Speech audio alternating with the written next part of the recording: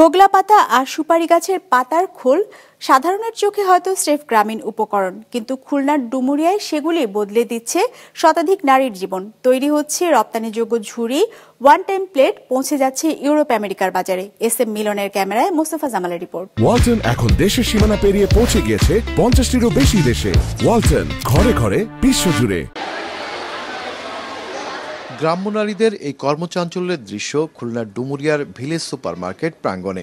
এখানে হোগলার পাতা দিয়ে তৈরি হচ্ছে সুতা, আর তা দিয়ে গৃহিণীরা হাতে বানাচ্ছেন পরিবেশ বান্ধব ঝুড়ি। ঘরের সরঞ্জাম বা সাজসজ্জার দৃষ্টিনন্দন এসব পণ্যের চাহিদা এখন বিদেশেও। এই প্রাঙ্গণে সুপারি গাছের ঝরে পড়া পাতা থেকে তৈরি হচ্ছে ওয়ান টাইম থালা। পরিবেশ বান্ধব পণ্য হিসেবে এগুলো যাচ্ছে বিদেশের হোটেল রেস্টুরেন্টে। এক সময়ের ফেলনা জিনিস এখন স্বাবলম্বী করে তুলছে গ্রামীণ নারীদের।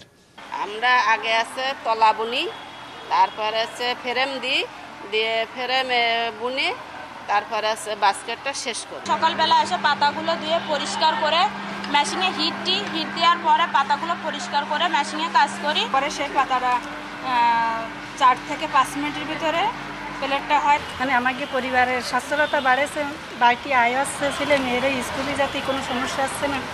পরিবেশ বান্ধব এইসব পণ্য শুধু কর্মসংস্থান নয়, বৈদেশিক মুদ্রায়ের নতুন সম্ভাবনাও তৈরি করেছে।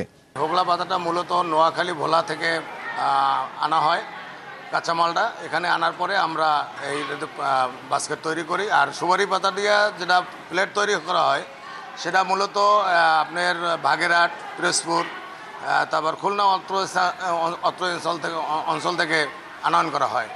গেল 9 মাসে 1 লাখেরও বেশি থালা ও 10,000-এর বেশি ঝুড়ি তৈরি হয়েছে, যার বেশিরভাগই পাঠানো হয়েছে পশ্চিমা বিভিন্ন দেশে।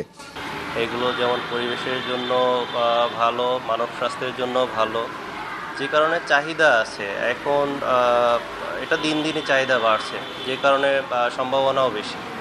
সঠিক পরিকল্পনা ও সহায়তা পেলে খুলনা হতে পারে দেশের অন্যতম ইকো প্রোডাক্ট রপ্তানির কেন্দ্র, বলছেন সংশ্লিষ্টরা। মোস্তফা জামাল, বিজনেস রিপোর্ট, মাছরাঙা টেলিভিশন।